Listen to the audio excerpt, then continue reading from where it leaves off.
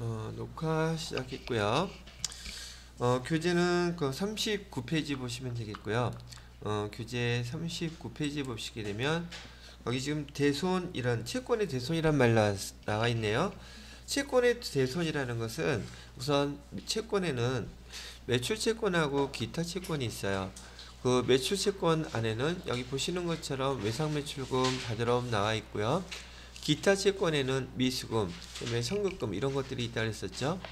그런데 지금 이렇게 우리가 상품이나 제품을 팔고서 이렇게 매출 채권을 갖고 있는데 얘를 갖다가 거래처에 이런 상황으로 인해서 그 돈을 못 받게 될 경우가 있더란 얘기죠. 그 돈을 못 받게 되면 외상 매출금이나 바드럼은 없애주면서 내가 비용 처리를 해야 되는데 그 비용 처리할 때 그 비용 계정의 이름이 대손상각비라는 용어를 사용한답니다. 거기 그냥 교재에 보시게 되면 대손상각비의 개요 뭐 이렇게 돼 있으면서 외상매출금, 바드럼 등 채권이 채무자의 파산 등의 사유로 회수가 불가능하게 된 경우 대손이라고 합니다. 그래서 기록할 때 대손상각비 이렇게 쓰는 거죠. 그럼 저도 여기 화면에다가 그 내용을 한번 그대로 써볼게요. 지금 우리가 회사에서 상품을 팔았어요. 그러면 차변에다가 외상 매출금 이렇게 쓰겠죠. 뭐 만원만 할까요? 만원 쓰고요. 자, 그 다음에 대변에다가는 제가 우리 뭐라고 쓰기로 했었죠? 상품 매출 이렇게 쓰기로 했었죠. 만원 이렇게 있었는데 지금 이 거래처에 파산이라는 용어, 지난번에 제가 부도라는 용어하고 파산이라는 용어가 아예 다른 용어니까 구분하셔야 됩니다. 얘기했던 거잖아요. 파산은 내가 파산하고 싶으면 파산이에요? 아니면 판사가 결정하는 거라 그랬었죠. 그래서 판사가 여기 파산이라는 선고를 하게 되면 그 회사는 이제 망한 거예요. 말 그대로. 자, 그러면 지금 우리가 기록해놨던 외상매출금을 받을 수가 있을까 없을까? 예, 못 받는다고 본다는 얘기예요. 그래서 차변에다가는 이 손해난 거를 대손상각비라는 용어로 이렇게 만원 쓰고요. 그 다음에 대변에다가는 이 외상매출금을 다 없애줘야 되겠죠. 거래처로부터 더 이상 받을 수가 없을 테니까요. 그래서 외상매출금 만원 이렇게 써줬어요. 자, 그런데 지금 이렇게 대손상각비가 발생하게 되면 어떤 그 회사에서의 그 신경 쓰는 일들이 벌어지느냐면 제가 얘 비용이라고 그랬었잖아요. 그래서 비용이기 때문에 지금 재무상태 손익계산서에서 요거 한번 잠깐 예를 들어 볼게요. 교재는 안 나와 있어요. 매출액에서 매출액은 얼마 할까? 한 5만원 할까요? 매출 원가 뭐 얘는 한 2만원 정도라고 치고요. 그 다음에 이렇게 해놓고서는 이를 뭐라고 부르기로 했죠? 탁탁 외워야지 돼요. 매출 총이익이라고 부른다 그랬었어요. 매출 총이익은 3만원. 자, 그 다음에 여기서 뭘 빼준다 그랬어요? 판관비를 빼주면 돼요. 판관비는 예를 들어서 한 15,000원이었다고 가정을 할게요. 그러면 영업이익이라고 부른다 그랬었죠. 영업이익이 얼마가 되겠습니까? 15,000원 이렇게 되겠죠.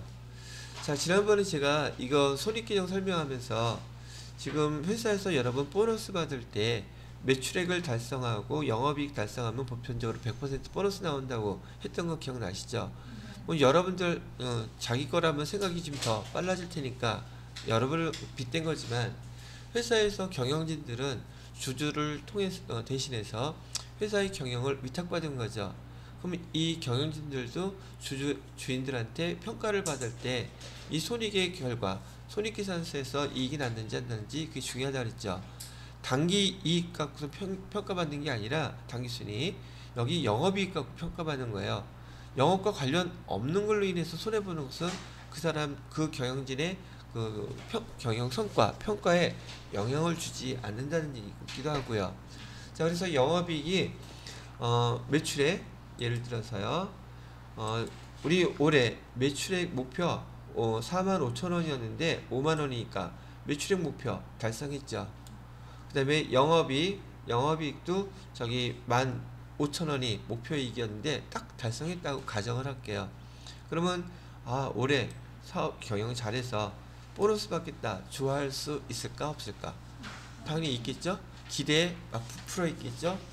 그런데 생각지도 못하게 이렇게 대손삼각비 거래처로부터 돈을 못 받게 되는 상황이 벌어진 거예요. 근데 얘는 제가 비용이라 그랬죠. 비용 중에서도 얘를 뭘 못 받게 된 거예요. 외상매출금은 못 받게 된 거죠. 그러면 얘는 우리 일상적인 상거래와 관계가 있겠어요 없겠어요? 이거 바로 외상매출금이 우리 일상적인 상거래이니까 당연히 우리 일상적인 상거래 상품 제품 판매하고 관련이 있죠. 그래서 얘는 영업 외 비용이겠어요 판관비겠어요? 이거 또 모르는 분들 많어. 이거 판관비예요. 근데 용어가 낯설으니까 뭐 회계를 좀 배웠다는 사람들한테 물어봐도 저기 대손삼각비가 영업 외 비용이에요 판관비예요 물어보면 대부분 영업 외 비용이라고 얘기하는 사람이 많아요. 왜? 개념이 제대로 안 됐다는 얘기죠. 그래서 얘는 판관비에 속해요. 그러면 이 내용을 갖다가 여기다 한번 반영을 해볼게요. 대손삼각비가 생각지도 못했던 돈이 지금 결산할 때 느닷없이 이 판관비에 들어가게 되면 판관비는 얼마로 증가하겠어요? 25,000원으로 이렇게 증가하겠죠. 그럼 영업이익은 얼마가 되겠어요? 영업이익은 3만원에서 25,000원 빼면 얼마 나와요? 5,000원 나오죠. 영업이익 달성했어요? 못 달성했어요? 자, 경영진들이 결산하기 직전에 이만큼 나온다고 딱 예측을 하고 있었는데 생각지도 못했던 대손삼각비 거래처로부터 돈을 못 받게 돼서 이런 결과가 나오는 걸 과연 경영진들이 좋아할까? 그죠? 보통 경영을 한다는 것은 어떤 정도 예측 가능한 범위 내에서 벌어지는 걸 경영진들은 선호해요. 예측 못하게 벌어지는 일을 좋아하지 않는단 말이죠. 그리고 결과가 어떻게 됐어요? 이렇게 되는 바람에 지금 보너스 못 받게 됐죠. 그죠? 이제 잘릴까 안 잘릴까 그 걱정해야 돼. 그죠? 그러면 이 대손삼각비가 예측도 할 수 없는 상황에서 이렇게 벌어지는 걸 과연 좋아할까? 안 좋아한다고 얘기했었죠. 그래서 우리 회계에서는 이런 일을 대비해서 생각지도 못했던 비용 발생을 했을 때 걔를 갖다 대체하기 위해서 일종의 적금 같은 걸 들어놔요. 적금 같은 거. 그러면 이런 거 벌어져도 거기서 충당하면 되겠죠. 근데 그 충당하는 방법이 어떻게 충당을 하느냐면요. 자, 지금 매회 12월 31일이 되면 지금 우리가 계속 상품 제품을 팔고 외상 매출금으로 또는 매출 채권으로 아직 회수 못한 잔액들이 남아있는 게 있겠죠. 그죠? 그래서 이를 갖다가 외상 매출금 매출 채권이라고 쓰면 거기에 받으러움도 포함되어 있는데 그냥 매출 채권 중에서 그냥 외상 매출금이라고 예를 들게요. 외상 매출금 잔액 12월 31일 날 잔액이 예를 들어서 1,000만원 남아있었다고 가정을 할게요. 그럼 외상매출금 잔액이 1,000만원이라는 뜻은 지금 얘가 몇 년도냐면 2020년도예요. 그럼 2020년도에 이 외상매출금 남아있는 거 회수할 수가 있겠어요? 없겠어요? 올해는 다 지나갔잖아. 그럼 이 잔액들은 언제 회수해야 돼요? 다음 해인 2021년 1월 1일부터 또 회수하기 시작해야 되겠죠. 이해되세요? 자, 근데 우리가 장사 하루 이틀 하는 것도 아니고 계속 하다 보니까 1년 동안에 우리가 저렇게 외상매출금으로 받을 게 있었는데 거래처의 파산이나 등등한 먹튀하고 그러는 것 때문에 돈을 못 받게 되는 여기 금액들이 생기더란 얘기예요. 걔를 갖다가 비율로 한번 계산해 봤더니 한 1%는 1년 동안 매출 채권 중에서 못 받게 되더란 얘기예요. 그러면 지금 우리가 잔액 1,000만원은 받을 게 있다고는 하지만 실제로 내가 받을 수 있는 돈은 1,000만원이 되겠어요? 안 되겠어요? 안 된다는 얘기예요. 그러면 그거를 예상을 해봤어. 그래서 우리 외상매출금 잔액 1,000만원 중에서 예를 들어서 해요. 1%를 갖다가 못 받게 되더란 얘기예요. 1%. 그럼 1%를 계산하면 지금 1,000만원의 1% 얼마겠습니까? 머리로 또 계산한다. 손가락으로 계산하라니까. 10만원이에요. 그러니까 1,000만원 매출 채권 중에서 우리 10만원 정도는 못 받게 되는 경우가 생기더라는 얘기예요. 그래서 이렇게 예상을 한 다음에 얘를 갖다가 뭐라고 부르냐면 우선 대손 추정이라고 불러요. 뭐라고 부른다고요? 대손 추정. 그래서 추정이 아니라 추정. 그래서 예상을 했다는 뜻이에요. 그 여기 1%를 대손 추정률이라고, 비율이니까 율이라고도 부르는데 대손을 추정한 거예요. 뭐 실제로 이거 못 받는 거예요? 못 받을 것 같다고 예상하는 거예요. 예상한 것이죠. 그래서 얘를 갖다가 10만 원, 이제 얘를 비용 처리합니다. 근데 이게 실제로 발생한 거 아니죠. 아닌데도 비용 처리해요. 그래서 어떻게 처리하느냐면 12월 31일이 되면 차변에 앞에서 배웠던 것처럼 얘 대손 상각비라고 해서 10만 원 이렇게 처리하시고요. 대변에다가는 뭐라고 쓰느냐면 대손 충당금 10만 원 이렇게 회계 처리를 해 놓는 거예요. 그러면 하나 비교를 해볼 게 생겼어요. 뭐가 생겼냐면 여기 지금 대손상각비라고 썼죠. 대손상각비는 우리가 돈을 못 받게 됐을 때 쓰는 비용 계정이라고 그랬어요. 그죠? 근데 얘는 실제로 발생했어요? 안 했어요? 이건 안 했죠. 그럼 여기 위에 거는요? 그 했는지 안 했는지 보니까 여기 실제로 발생한 건 외상매출금을 못 받게 됐다고 한 거고, 여기 오른쪽에 보니까 대변에는 충당금이라고 돼 있죠. 근데 얘 그래서 12월 31일 날 여기 대손상각비의 의미는 실제로 발생하지 않았지만 발생한 것으로 전년도에 결산 마감하면서 처리를 해버리는 거예요. 그러면 여기 대손 충당금이라고 되어 있죠. 얘를 사용할 수가 있어. 이게 일종의 적금인 거야. 그래서 다음에 대손이 발생하게 되면 외상매출금을 못 받게 되면 이 충당금을 사용할 거란 얘기죠. 자, 이 충당금은요, 일단 결론부터 얘기하면 대손 충당금은 자산 계정이에요. 자산 계정이니까 이런 비용 계정에 손익계산서에 반영될 일이 있겠다 없겠다? 없어요. 그러면 선생님 여기도 대손상각비도 비용 계정이라면서요. 그러면 얘 지금 이렇게 기록해 놓으면 얘도 판관비에 이렇게 반영되잖아요. 예, 돼요. 간단해. 돼. 근데 뭐가 차이가 있어요?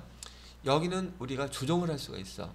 실제로 발생한 게 아니기 때문에 우리 영업이익을 맞출 만큼만 대손상각비를 처리하고 대손충당금으로 빼놓을 수가 있다는 얘기죠.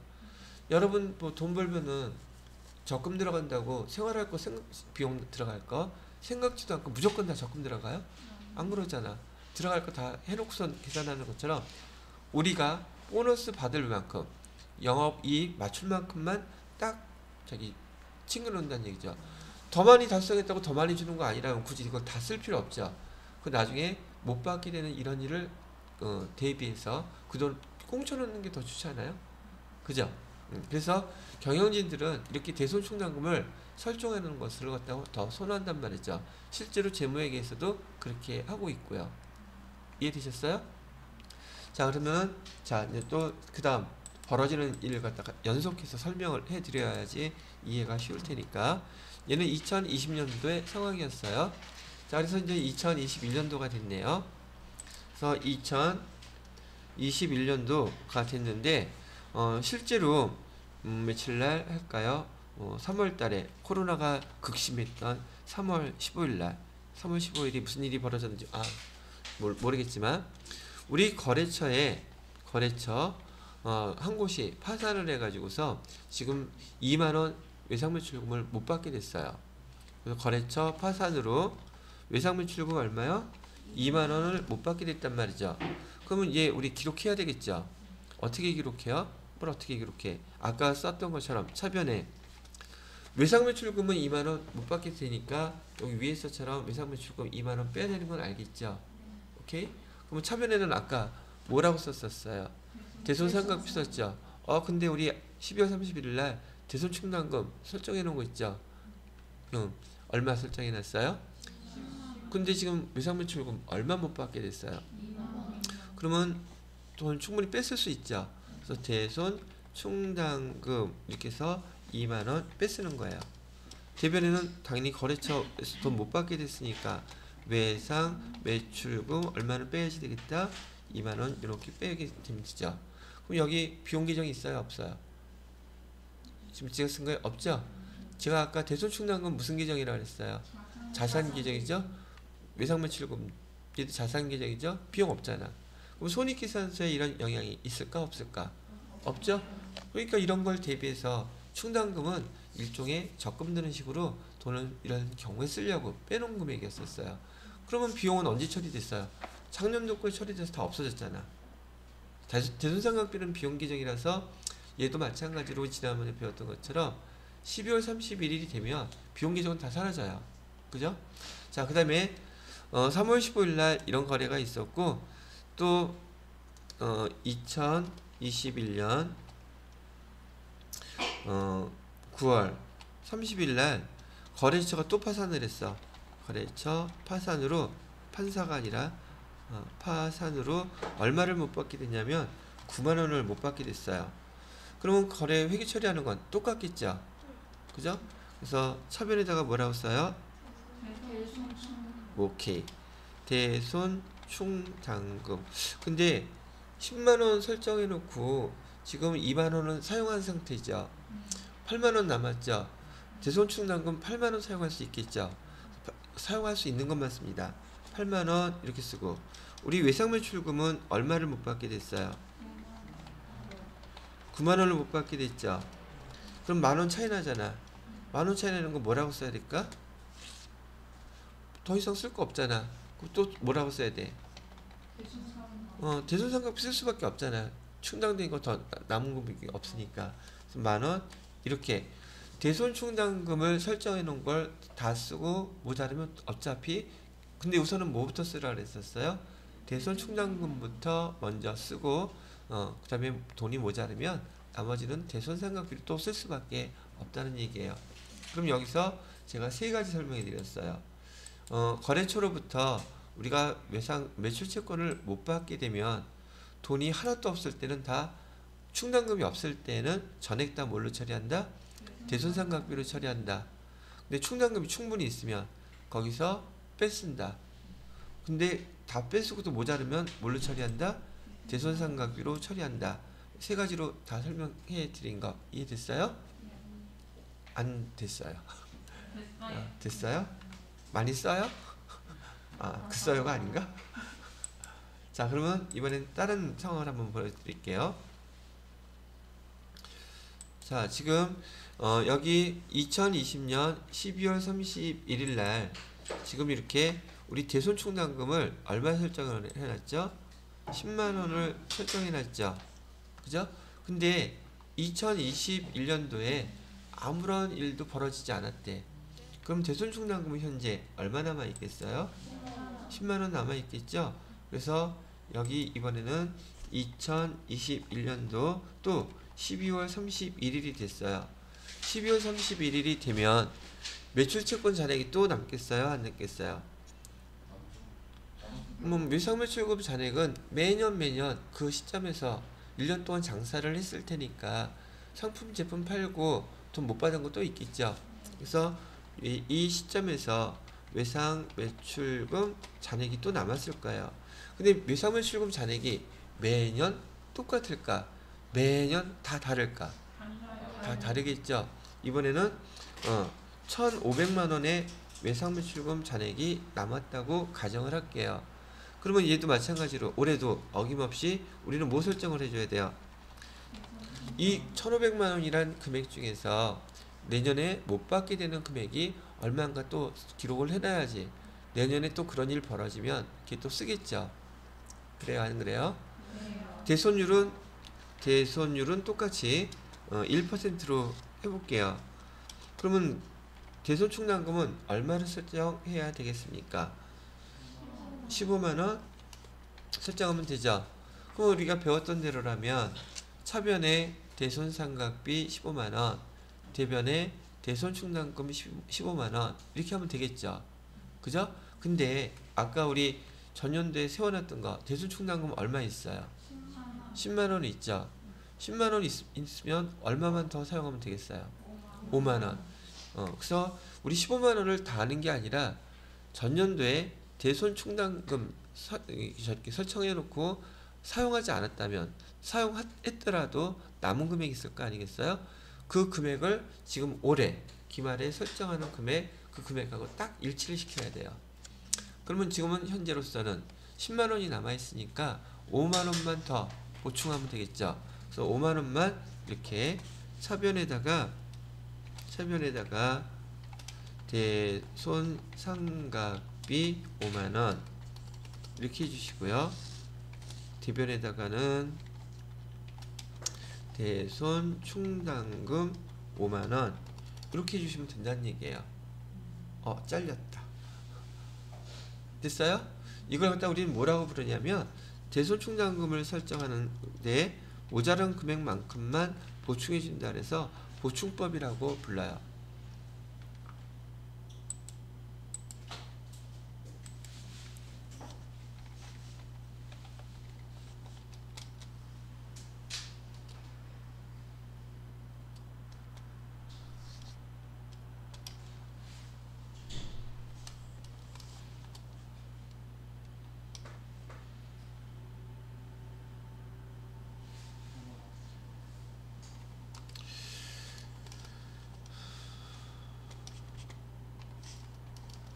자, 한번 연습해 볼게요.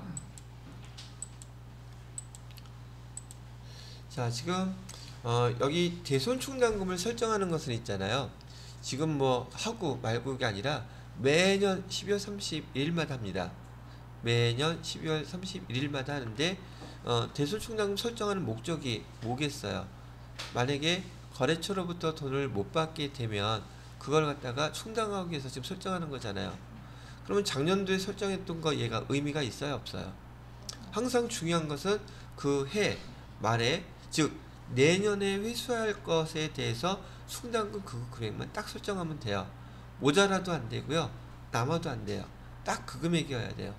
됐죠? 그러면 이해가 됐다면, 자, 이번에는 지금 우리가 하는 연도수는 2021년도 얘를 기준으로 할게요. 얘를 기준으로 해서 지금 우리가 대손충당금을 설정해야 될 금액이 얼마입니까? 여기 보니까 15만원을 설정해야 되죠. 이거는 신경 쓰지 마세요. 얘만 갖고 할게요. 자, 그런데 우리 회사에 지금 대손충당금이 하나도 없어. 그러면 설정을 얼마를 해야 돼요? 다 해야 되겠죠. 분계는 어떻게 해야 돼요?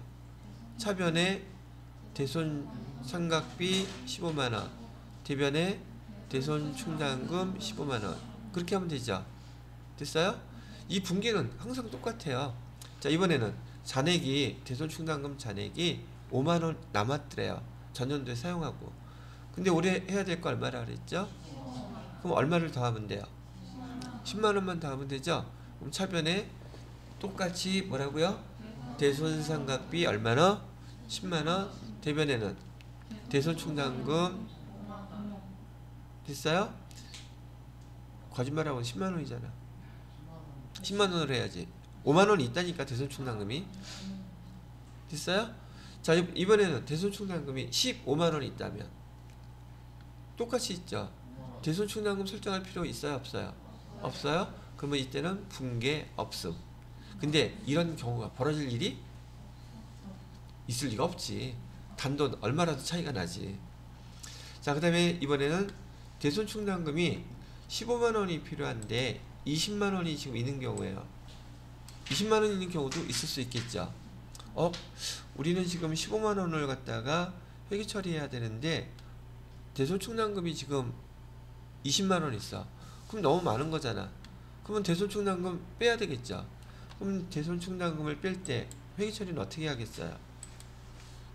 설정할 때는 대손충당금이 이렇게 대변에 쓰여졌다면 뺄 때는 반대로 해야지 감소가 되겠죠. 그래서 여기 차변에다가 대손충당금 얼마? 5만원은 오히려 빼줘야 되겠죠. 이렇게. 자, 그 다음에 대변에다가 뭐라고 써야 될까? 이 대손충당금이 되돌아왔어. 그래서 얘를 뭐라고 하지? 지난번에 우리 되돌아온 거 그 재고자산 할 때 안 배웠네? 환입이라고 불러요. 뭐라고 부른다? 환입은 되돌아왔다는 뜻이거든요. 그래서 여기 똑같이 대손충당금 환입 해서 5만원 이렇게 하게 되면 대손 충당금 있던 게 5만 원이 감소하겠죠. 이해되셨어요? 안 됐어요? 응. 자, 봐요.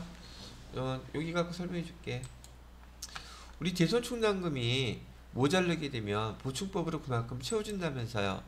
그래서 아까 여기 10만 원이 있었는데 지금 15만 원이 됐으니까 5만 원 보충해 줬잖아요. 그래서 차변에 대손상각비 5만 원, 대변에 대손충당금 5만 원. 그럼 대손충당금이 얘 대변했으니까 계속 증가하겠죠. 됐어요? 근데 얘가 너무 많아. 그럼 줄이려고 하면 어떻게 해야 돼? 차변으로 다시 대손충당금 쓰고 여기는 뭐라고 쓰라고 약속하는 거예요? 대손충당금 환입이라고 쓰라고 약속하는 거예요. 뭐 별게 아니라. 됐어요? 그래서 충당금이 훨씬 많을 때에는 차변으로 대손충당금 써주고 대변에다가 대손충당금 환입 이렇게 써주시면 돼요. 되셨죠?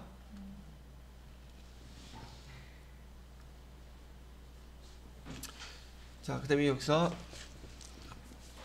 지금 아까 대손상각비는 판관비라는 건 요건 이제 이해됐죠? 여기 들어가는 것도 이해됐죠? 그런데 여기 지금 대손충당금 환입이라고 쓴 녀석 있죠?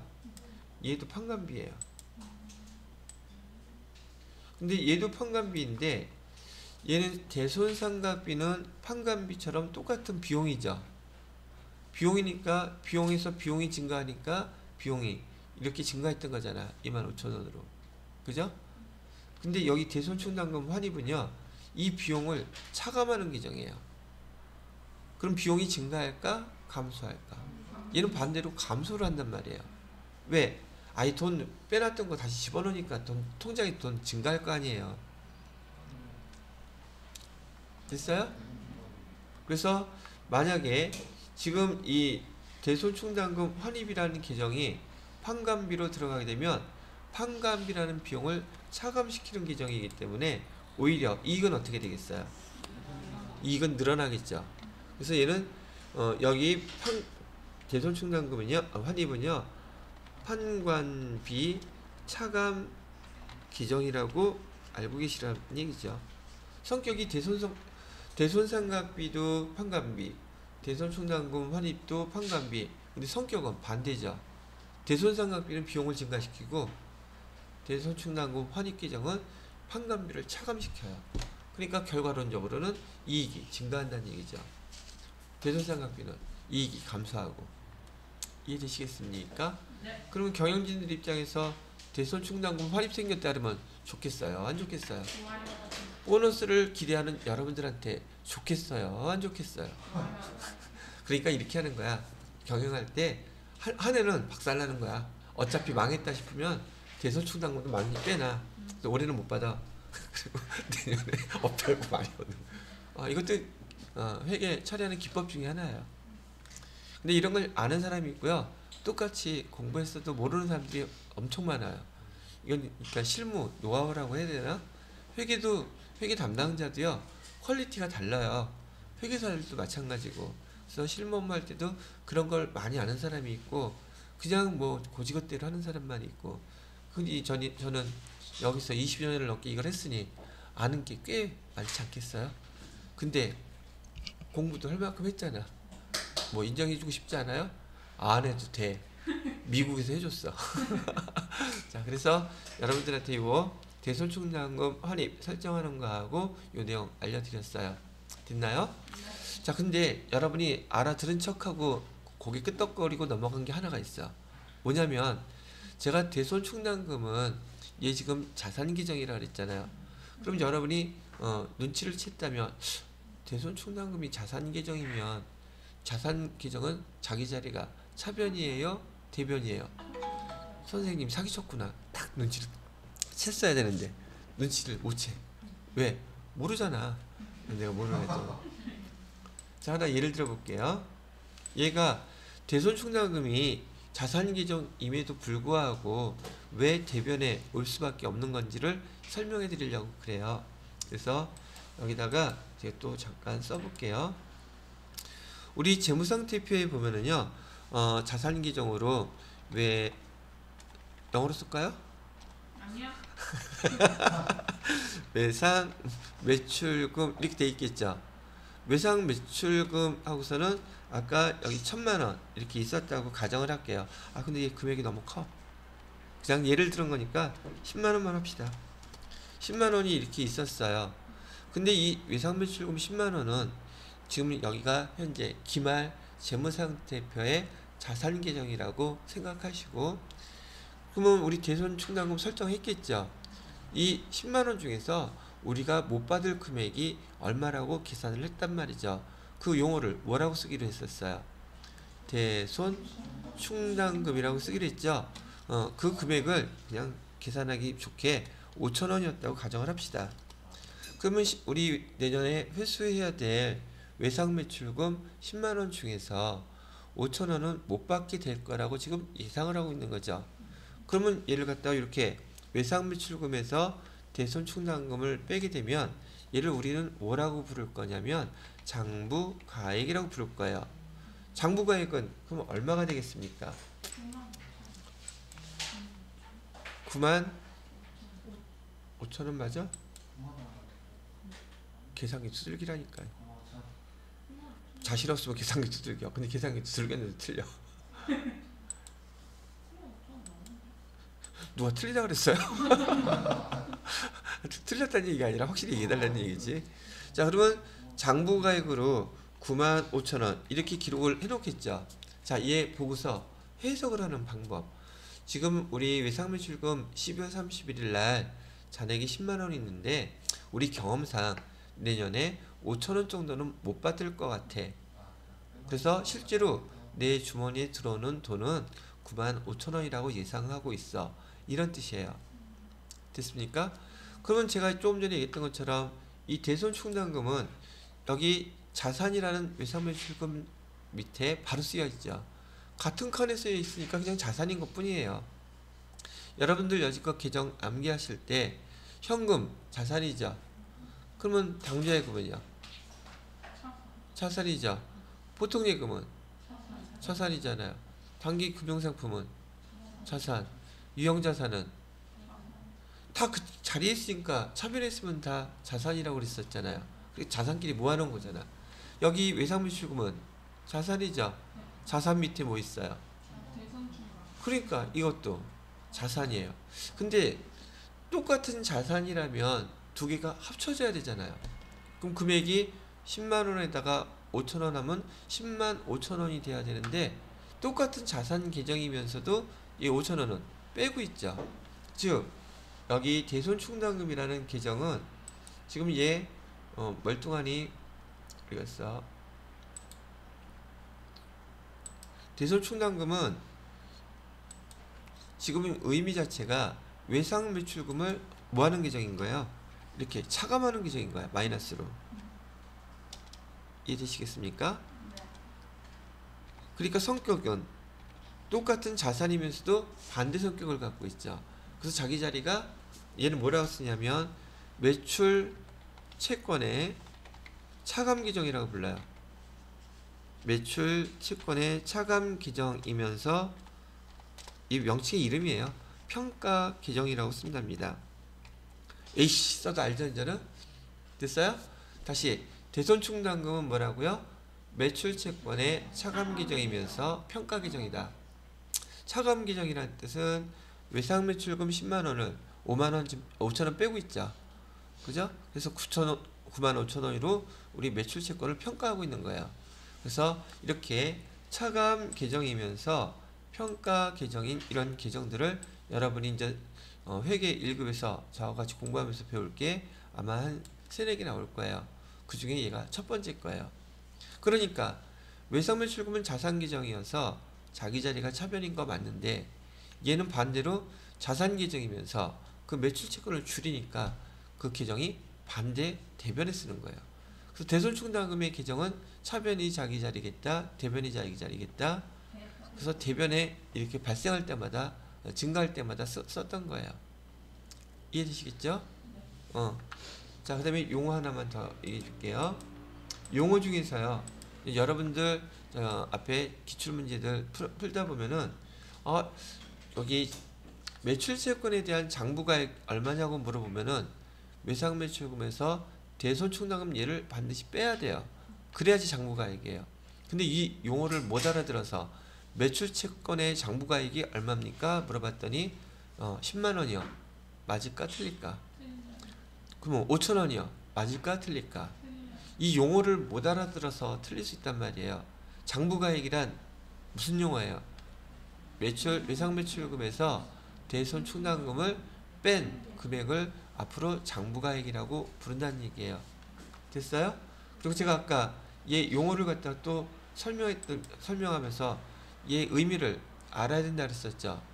얘 이렇게 써놔져 있을 때 얘가 뭘 뜻하고 있는 거예요? 자, 매출채권 10만 원이 있었는데 내년에 못 받을 거라고 예상이 돼서 5천 원을 계산해 놨고, 그래서 실제로 받을 거라고 예상되는 금액이 9만 5천 원이에요. 이런 뜻이라 그랬죠.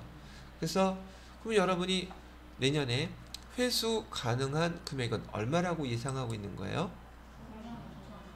맑게 알아들었어요? 장부가액이란 말 대신에 회수 가능액은 얼마요? 라고 물어볼 수도 있어요.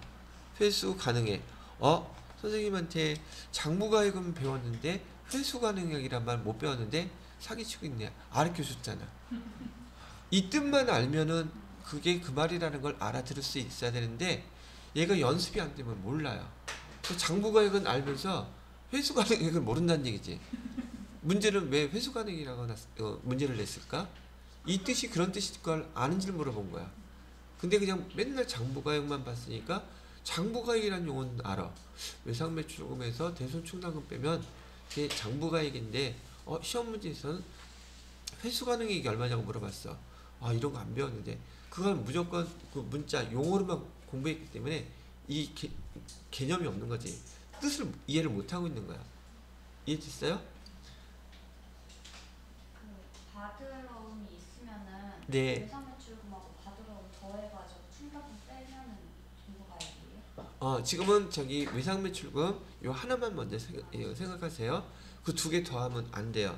제가 매출 채권이라고 하면 그 여기 받을 거 충당금 설정하는 거 있잖아요.